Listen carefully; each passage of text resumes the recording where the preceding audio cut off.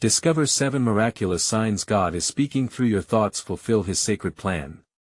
In the 3rd year of Jehoiakim, the king of Judah, the land was under the heavy hand of turmoil as King Saul ruled over Israel. It was a time fraught with fear and dismay, especially in Bethlehem, where a young shepherd named David roamed the rolling hills, following closely behind his father's flock. David's heart was pure, his spirit inclined toward the Lord, yet unknown to him was the weight of divine anointing resting upon his brow, a secret hidden from all but the prophet Samuel. This chosen one had poured oil upon David's head, marking him for greatness in God's unfolding plan. As David sat beneath the shade of an olive tree, the whispers of God's intentions carried upon the cool breeze stirred his soul. He had often felt a deep yearning for understanding, as though he were destined for something monumental. Yet the chaos of the present loomed large, most notably with the dread of the Philistine champion, Goliath, who mocked the armies of Israel. Amid mounting fear and trembling, driven by divine fervor, David ventured forth when the call came. Armed only with his sling and 5 smooth stones from the brook, he declared boldly upon the battlefield, "You come to me with a sword and a spear, but I come to you in the name of the Lord of hosts." The roar of the Philistine army met with disbelief, watching as David's stone found its mark, striking Goliath squarely on the forehead and sending the giant crashing to the ground.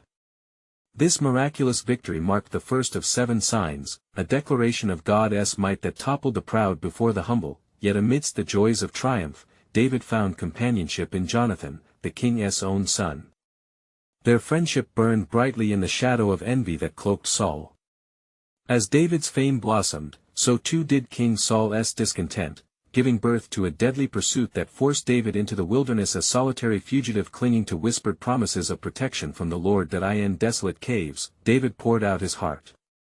"O Lord," he cried, "where are the assurances of your guidance?" Yet despair often met divine grace, and God sent a band of mighty men to rally beside him, a testimony of God's relentless care amid turmoil. The wilderness became a crucible, forging resilience and faith within David. One fateful day, as he faced the threat of Saul's wrath, a woman named Abigail approached him, laden with food and a plea for peace. Her words flowed like honey into his ears, steering him from vengeance. "There is wisdom in patience, dear David, for the Lord fights your battles." It was in this divine intercession that David felt God's sovereign hand once more guiding him through chaotic trials. As the tapestry of David's life wove in and out of uncertainties, a sense of clarity began to blossom within him. God was indeed revealing the depth of his covenant promises. The sacred weight of his calling hung heavy but full of hope.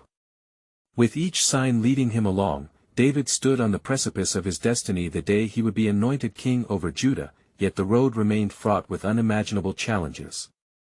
Would he fulfill this grand design? As the skies darkened over Israel, David sought assurance through the divine whispers thudding within his spirit, a guide leading him onward to the throne of promise. Before we continue with this incredible biblical account, I want to make sure you don't miss any of these powerful scripture stories. Click the bell icon and select All Notifications. These biblical narratives have transformed countless lives throughout history. If God's word through this story is blessing you, please like and share with someone who needs to hear about God's faithfulness today. Tell me in the comments, which biblical story has most impacted your faith journey? I'm always amazed how God's word speaks to hearts across generations. Now let's continue with what the Lord did next as David grapples with the looming threat of Saul's envy, determined to walk in faith even when dark clouds obscure the path ahead. The unfolding journey would reveal yet more signs that God's hand was sovereignly shaping his future, leading him toward a destiny that would forever alter the course of Israel and redirected hearts toward trust in the Almighty. In the wilderness, as David wandered amidst desolate hills and thorny thickets, the shadows of despair often crept into his mind. Every echo of rustling leaves seemed to carry the voice of Saul, breathing threats, and yet the Lord's answers came in the gentle rustle of the wind's whispers of solace in his darkest hours. One night, beneath the vast expanse of the starry sky, David found an ember of hope igniting within his heart. He gathered his faithful men and shared his deepest desire: "Let us seek our God. For he is our refuge and strength, in him we can trust even when darkness surrounds us." His words resonated through the rugged terrain, and the hearts of his companions burned brighter in the face of adversity. In time, news came from the towns surrounding Ziph, where the elders marked David's activities with treachery, betraying him to King Saul. The revelation stirred David's spirit, yet amidst the turmoil, he remained steadfast, approaching the Lord in prayer. O Lord, my rock and my fortress, will these men betray me to Saul? Show me your steadfast love, that I may not falter. God spoke, providing direction through his spirit, and revealed to David that his hiding place was soon to be discovered. Thus, David fled into the wilderness of Maon, shrouded in fear yet filled with the mighty hand of the Lord. As Saul pursued, his relentless search tightened like a noose around David's neck. Just when all seemed lost, the unfathomable hand of providence intervened. As the king of Israel closed in, a messenger arrived, breathless and frantic. The Philistines have invaded the land. At that moment, the very adversary that had plagued David now demanded Saul's attention, forcing him to pull back. The Lord had orchestrated David's deliverance, turning the tide of battle in the clutches of anxiety. It was in this divine reprieve that David found encouragement among the voices of those loyal to him. They spoke of courage and strength, recalling the victories their leader had won through faith. David composed a song upon the strings of his harp, celebrating God's protection. The Lord is my light and my salvation, whom shall I fear? Though an army encamp against me, my heart shall not fear. Yet, the trials were far from over, for even amidst moments of peace, uncertainty loomed on the horizon.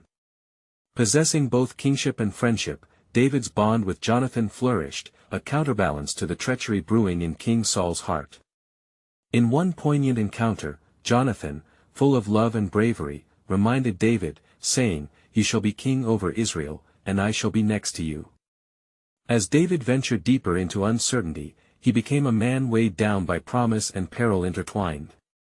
God's still, small voice often beckoned him to remain firm and trust in his sovereign plan, revealing yet another sign a burning bush witnessed as a pillar of hope in his journey. What David did not understand, however, was that God's intricate design was unfolding like a tapestry, with each thread bearing the weight of generations yet to come.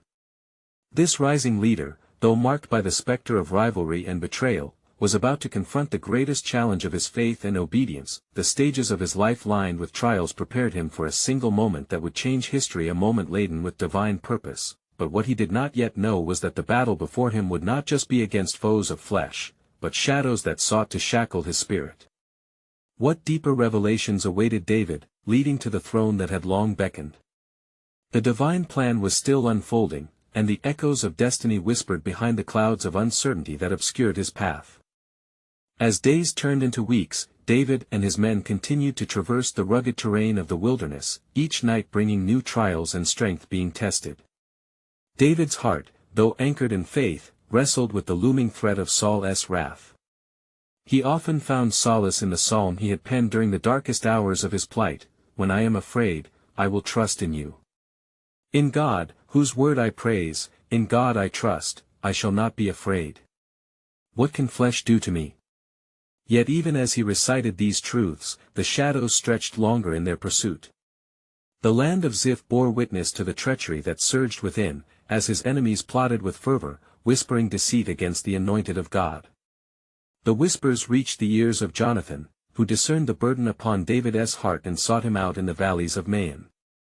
"Fear not, my brother," Jonathan spoke with a voice steady like a river, "for our God is a God of covenants. Remember the bond we share, your throne is destined. It will not be taken from you." Thus, hidden away in a secret cave, Jonathan brought David the timeless promise, a shield against despair, fostering a flame of hope that would not be extinguished. However, unbeknownst to David, the adversary was entwining deeper complexities within the spirals of fate.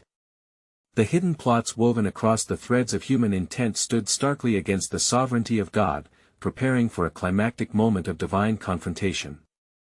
As David secluded himself from the tumult, he felt the weight of loneliness, mirroring the solitude of the prophet Elijah in the cave, where he too sought the voice of the Lord amid tumultuous storms. As Saul prepared his forces for one final assault, a deep stillness fell across the wilderness, compelling David to seek the Lord with fervent prayer. "O Lord of hosts, I plead for your guidance and deliverance. Let not my enemies prevail. For you see and know the depths of the betrayal plaguing your servant. And in that moment, God's voice pierced the veil of silence, a divine oracle whispered through the rustling leaves, igniting David's spirit anew. Fear not, my servant, for I shall protect you and deliver you from the hand of Saul. Your heart seeks me, and I have chosen you to shepherd my people. Empowered by this covenant promise, David composed another song, a declaration of his unwavering trust in God's deliverance. In God I trust, I will not be afraid. What can mere mortals do to me? The Lord is my stronghold, he shall vindicate my cause.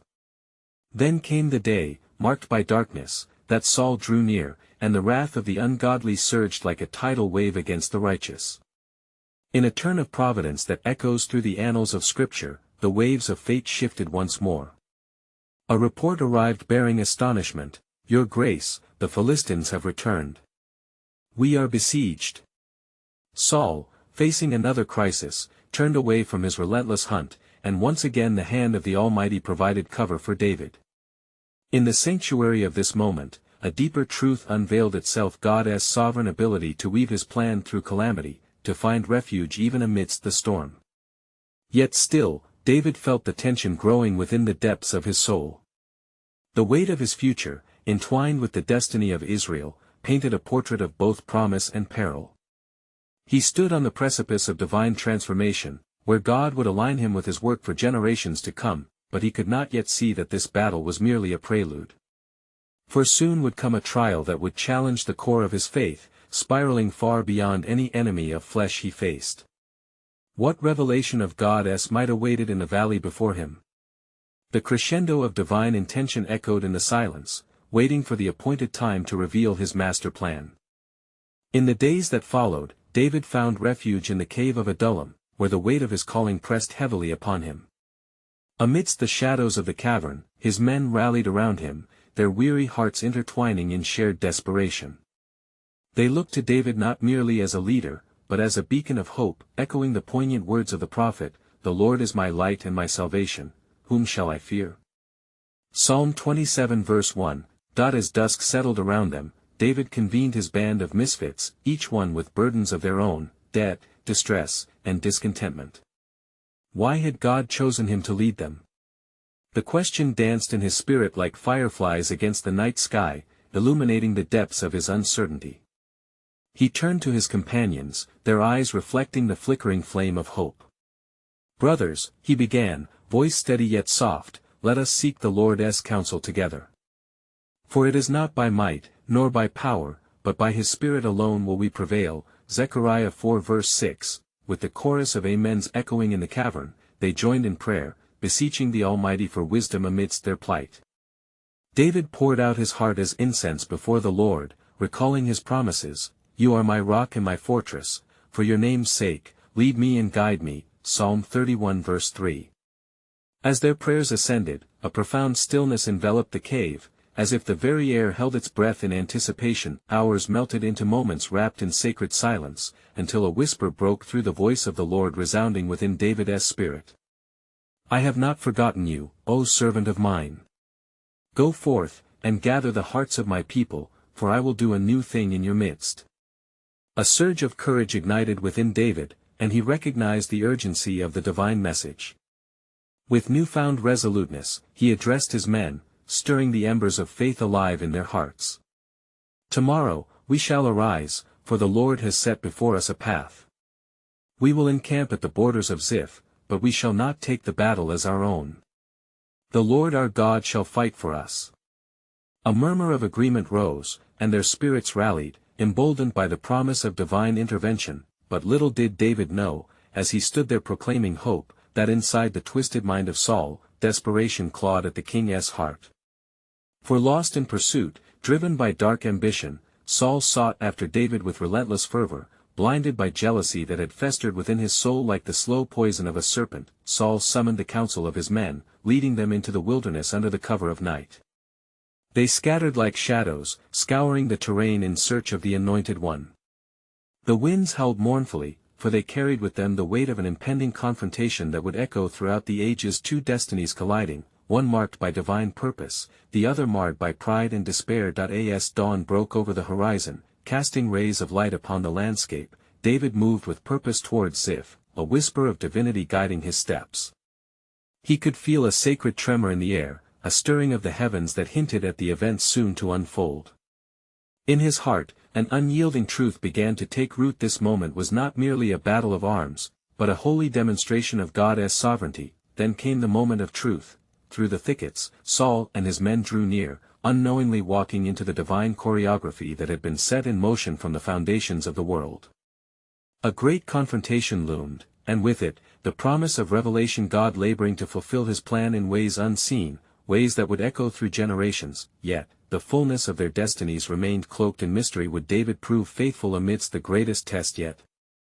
As the veil of divine providence began to lift, the stage was set for a profound unveiling of God's purpose, the clash of the earthly and the heavenly, all in the hands of the Almighty.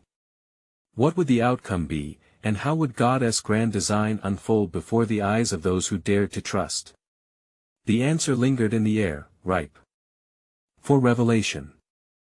As David approached the borders of Ziph, his heart raced like a wild horse yet tethered to his faith. The morning sun glimmered upon the rocky terrain, illuminating the path where shadows of uncertainty lingered.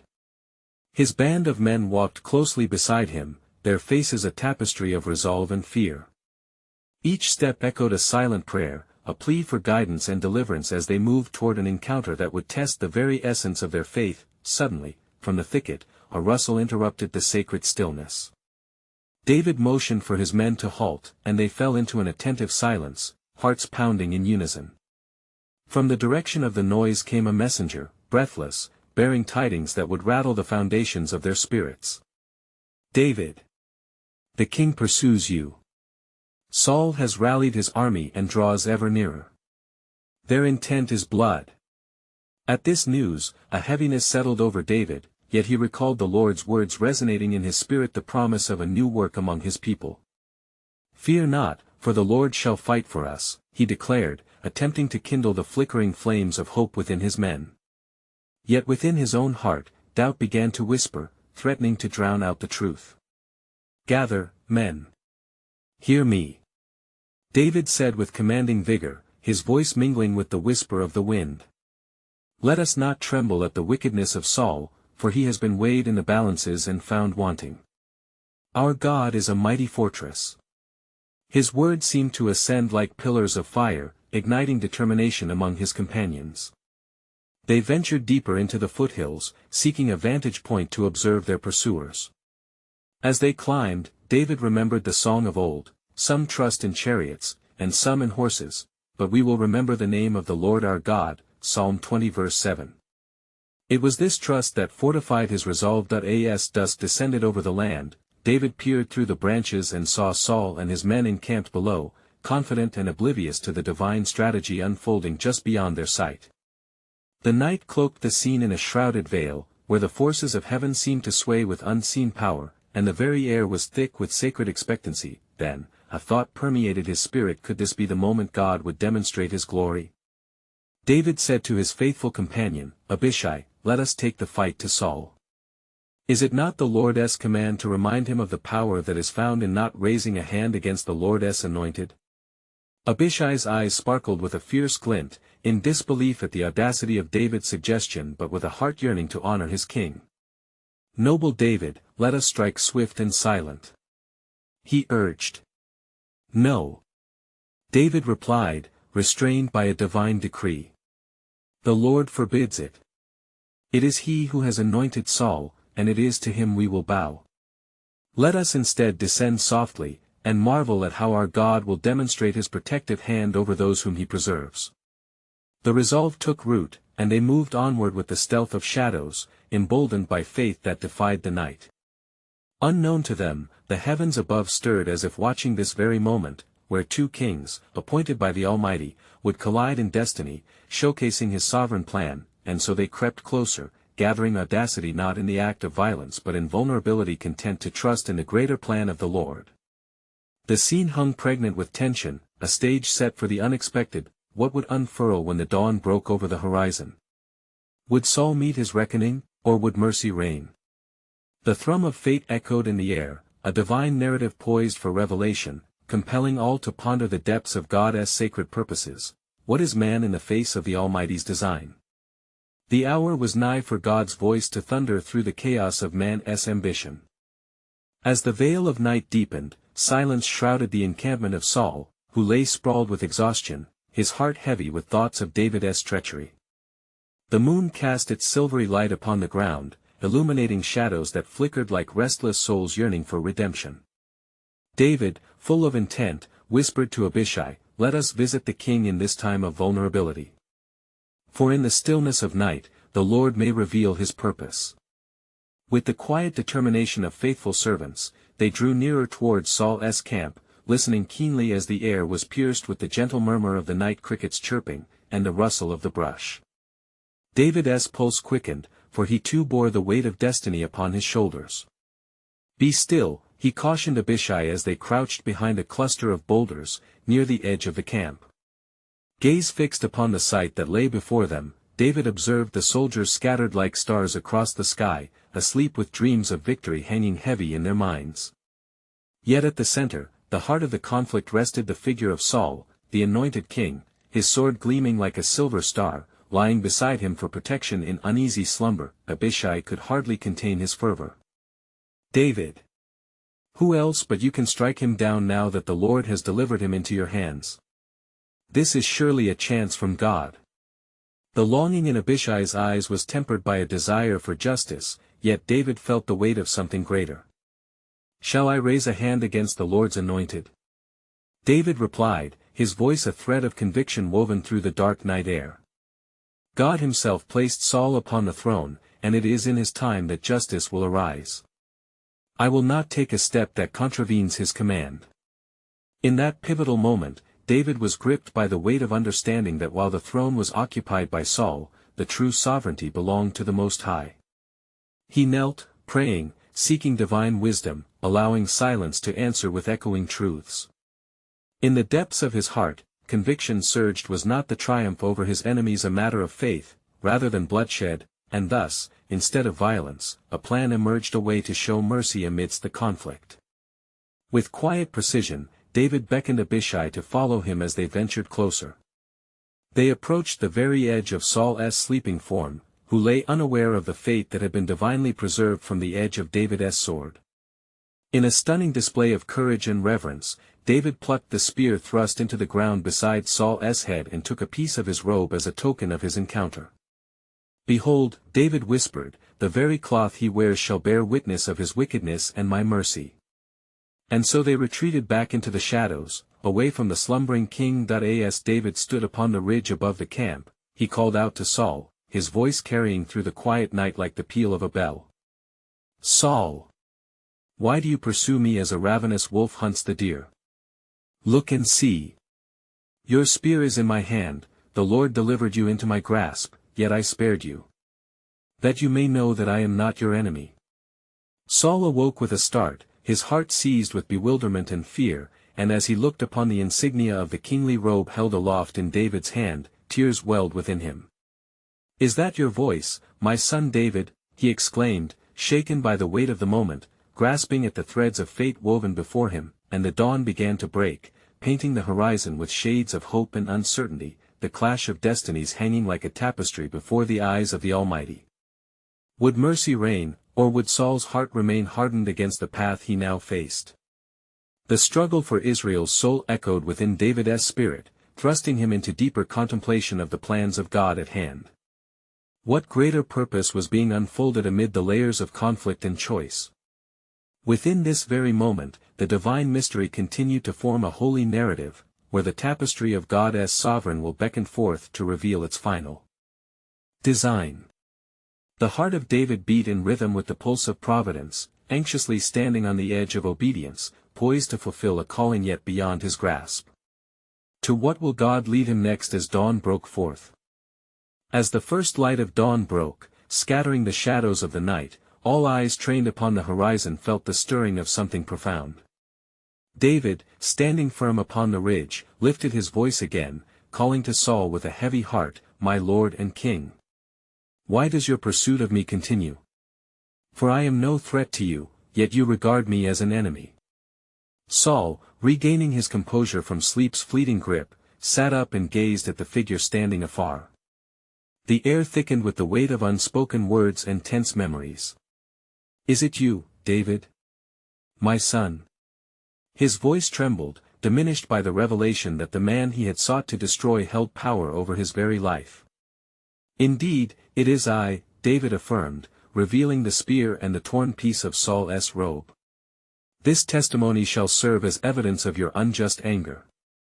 I had the chance to end your reign and chose instead to show mercy, for the Lord's hand is upon you. I dare not touch his anointed." His words bore a weight of righteousness that rang like thunder through the quiet air. As tears streamed down Saul's cheeks, he realized the depth of David's faith. "You are more righteous than I," he admitted, lowering his gaze to the ground. "For I have acted foolishly and have erred greatly in my pursuit of your life. My heart is heavy with the knowledge of what I have done." The tension, once palpable and thick, began to lift as the sun poured forth its golden rays. With each step David took down the ridge, he extended a hand of peace, embodying the very mercy his heart had called him to offer. "My king, I shall lay down my burdens of bitterness and hatred. Let us not be enemies, for the Lord has chosen you to lead our people, even if your heart has wandered astray." Saul raised his eyes, meeting David's earnest gaze, as the truth seeped into his very soul. "Is it possible, David, that you would call me your king again, even after I have sought your end?" His voice trembled, witnessing the grace in his adversary. "Forgiveness is a gift of the heart," David replied, a calm assurance swelling inside him. "Let us turn from this path of destruction and embrace the purpose God has set before us. We are bound by the covenant of our people. Together, let our hearts unite in humble obedience to his will." As sunlight cascaded down, enveloping them in warmth, Saul nodded, the weight of his previous decisions lifting if only momentarily. "May the Lord be my witness that I will no longer pursue you, my son, for this day reveals the deeper mystery of his plans." The encounters of the morning became a testament, echoing through the air like a heavenly chorus. In the days that followed, the news of this miraculous meeting spread throughout the land, sparking hope among the people that perhaps peace could reign again over Israel, yet beneath the facade of reconciliation, David's heart was heavy with understanding. As he returned to the land of the wilderness, he sought the Lord earnestly. "O God, what shall become of your servant? Shall my days be marked by this trial, or shall I see the fulfillment of your promise of a throne?" In the quietness of that sacred space, the voice of God answered him. "Fear not, for I have a plan for you, one that far surpasses your understanding. There are greater trials yet to come, yet my purpose shall prevail. Your faithfulness in hidden places shall lead to crowns and a legacy of kings." And thus was the stage set for the impending trials and revelations, as David discerned that his walk would continue to entwine with divine providence.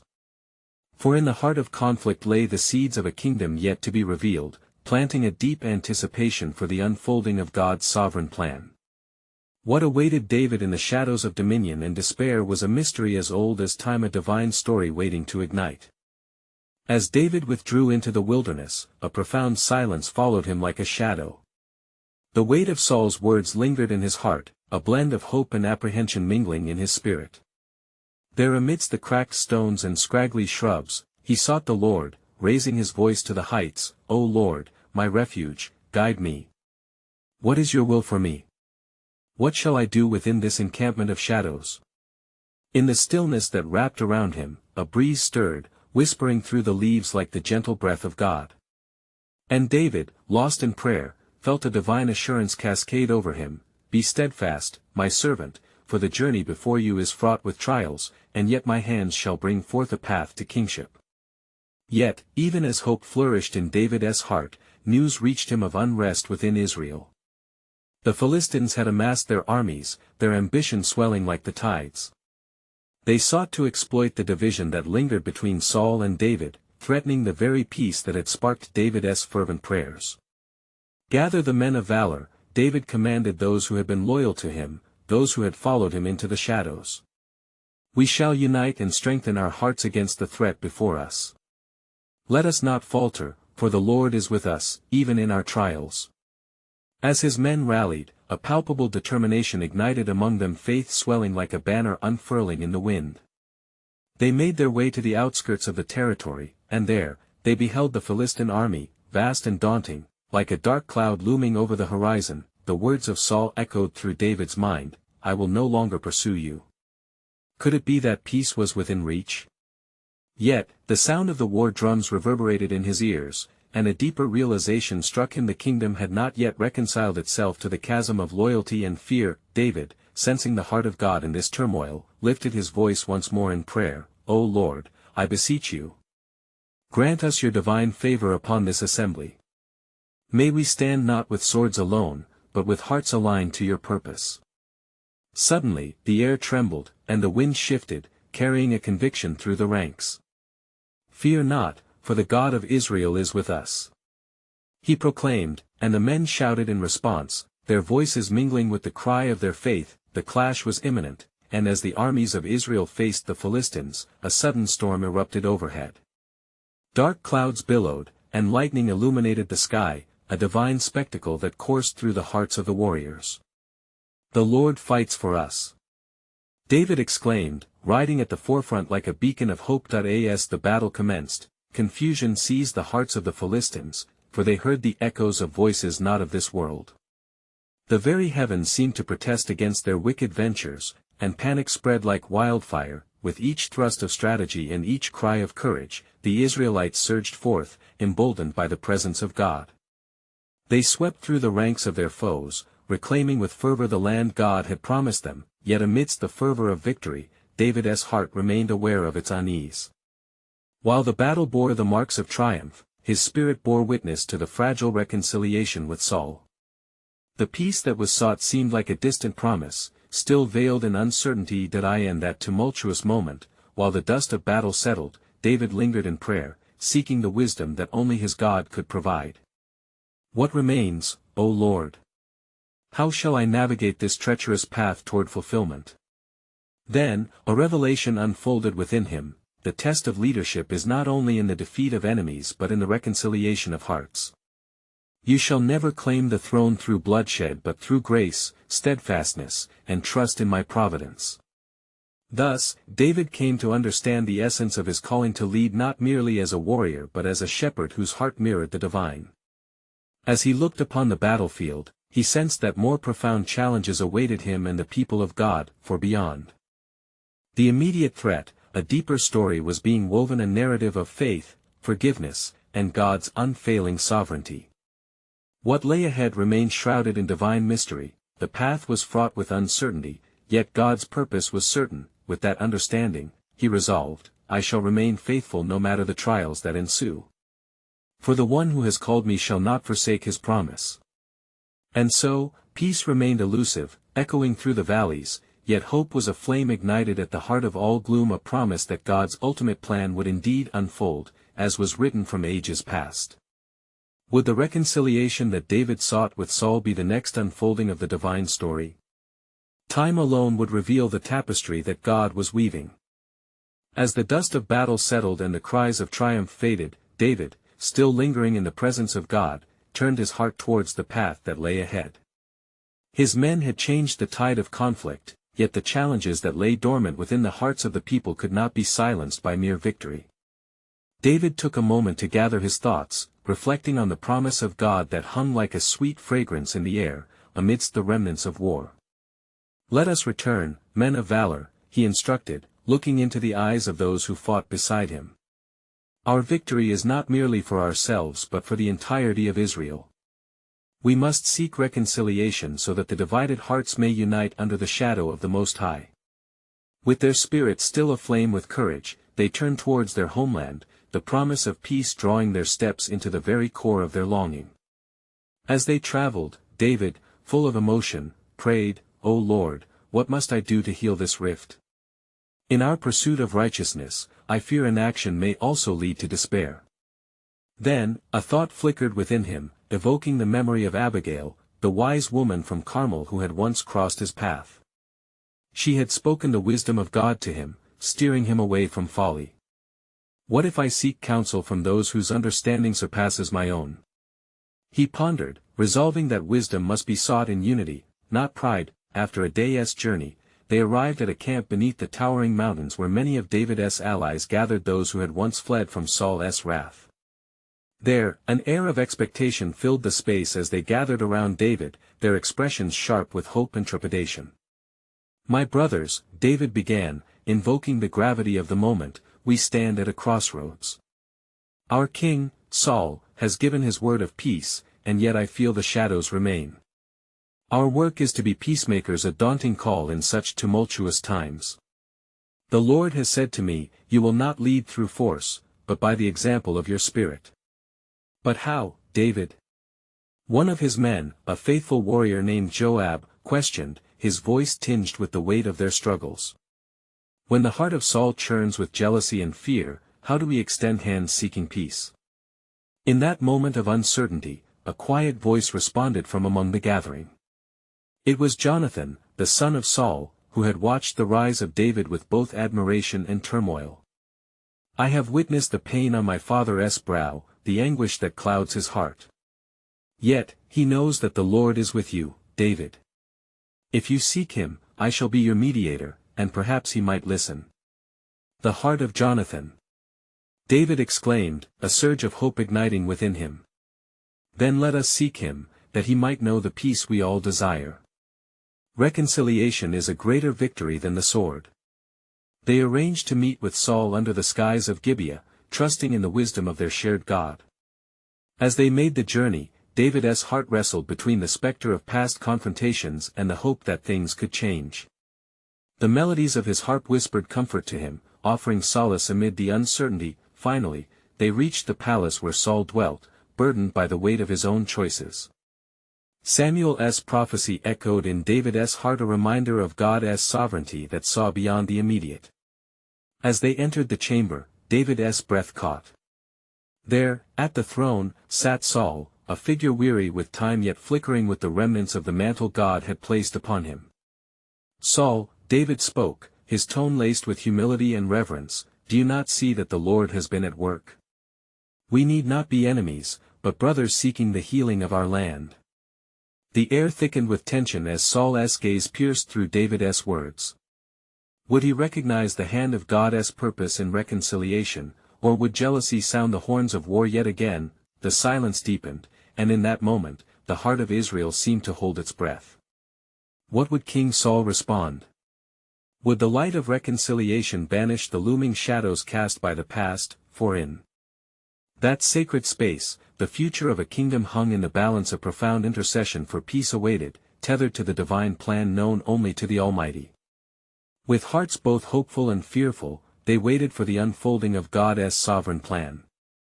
In the days that followed, beneath the looming shadows of Gibeah, a clarion call for peace resounded in David's heart, a summons he could not ignore. Standing before Saul, he felt the weight of destiny pressing upon him, his faith intertwined with the call to shepherd not just Israel, but the spirit of reconciliation that lay barren between the once great king and the one anointed to succeed him.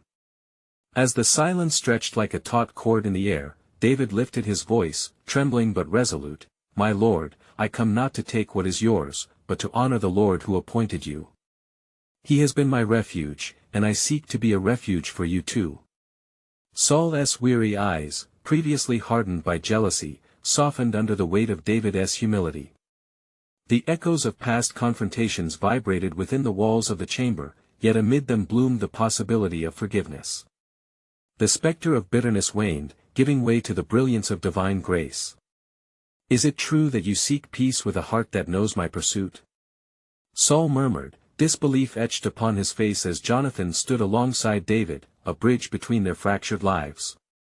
"Yes, my lord, for the Lord has spoken to me," responded David, his voice unwavering, pouring out the words ingrained in his soul like morning dew upon thirsty ground. "He has promised that his purpose will prevail, and our greatest enemy is not each other but the darkness that divides the people of God. Let us unite, that we may reclaim the hope of Israel."